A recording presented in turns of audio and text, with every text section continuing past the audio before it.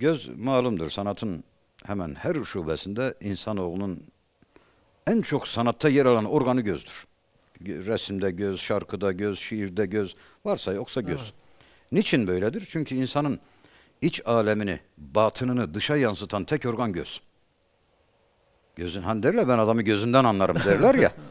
Düşünün mesela bu yüzden deyimlerimize, atasözlerimize o kadar çok sinmiştir ki göz. Zeka nereden okunur? Gözlerden. Evet. Öğretmenler bilirler, hocalar. Geri zekalılık da yine oradan okunuyor. Bön bakışları düşünün. Kıskançlığımız, sevgimiz, nefretimiz, karanlık emellerimiz, hainliğimiz gözlerdedir. Evet, evet. Okuyan okur, bilen bilir. Varsa yoksa göz. Divan şiirinde sevgiliye ait olan estetik unsurlar içinde en çok işlenen tabii ki gözdür ve göz ecel demektir. Göz ölüm demektir. Sevgilinin bir nazarı bitirir, eritir, tüketir, toza çevirir adamı. Göz böyledir. Her yüzyılda gözün bir yönü moda olmuştur, şiirde işlenmiştir ve çok ilginçtir. Ben de hayrette kalmıştım. 13-14. yüzyılda şehla gözler şiirde moda. Şehla göz. Şehla ne demek? Hafif ayrık. Tam şaşı değil ha, dikkat edin. Hafif ayrık göz. Bu sevilmiş, bu estetik kabul edilmiş. Körpeliğin, çocuksuluğun ifadesi, saflığın ifadesi. Şehla göz. 13-14 böyle. 15. yüzyılda ve 16'da da var. Kızarmış gözler şiirde modadır. Sevgilinin gözleri kızarıktır. Kızarmış göz ne demek? Uykusuzluk demek. Ağlamak demek. Öfke demek. Sarhoşluk demek.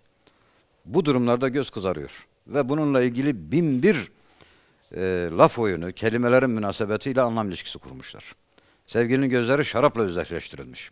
Kadehle özdeşleştirilmiş. Gözlerin serhoş olan da bade-i pirhun içer.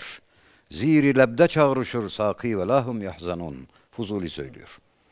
15-16. 17. yüzyılda çok ilginç kızgın bakışlar. Sevgilinin öfkeli bakışı şiirde her yerde sevgili kızarak bakıyor. Çünkü birisi size kızıyorsa biz sizi seviyor demektir. Sevgilinin öfkeli bakışı aşık rolündeki şair için idealdir. İlgileniyor demek. Elbette estetik kabul edilmiş en güzel şey. Gamzen nedem ki tığ çekip hunfeşan olur. Uşşak-ı dilfigare ecel mihriban olur. Çeşmin o kahramanı gazabnaktir senin ki hışmı zail olsa dahi bir eman olur. Nef'iden. 17. yüzyıl kızgın bakışlar. 18. yüzyıl dolan gözler. Ağlayan değil. Dikkat edin. Ağlayan gözün bir şeyi yok, füsunu yoktur. Etkisi yok. Ağlıyor, ağlasın. Ama ağlar gibi olan dolmuş her an yaş düşecek. Bu göz çok etkileyici.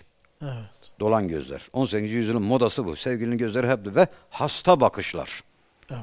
Çeşmi bimar. Mest bakışlar.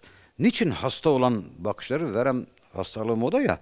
Ve hakikaten ateş yükselince insanoğlunun gözleri parlıyor.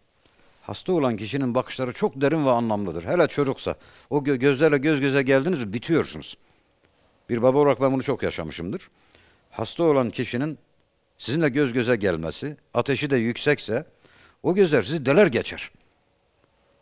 Ve siz o gözlerin sahibinin ne isterse yapmaya amade olursunuz. O kadar sizi etkiler.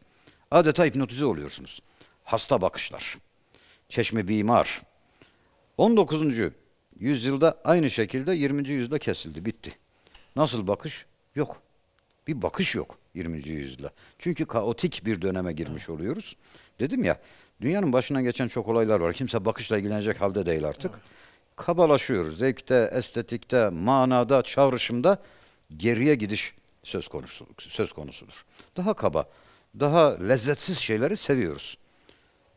Lezzeti olan, zevki olan, inceliği, estetiği ve ruhu olan şeyleri algılamaktan aciz bir bünyemiz var. Bu yüzyılın maalesef icabıdır bu. Ancak bu bir dönemdir, geçecektir. Fetret dönemindeyiz yani edebi olarak bunu söyleyebilirim.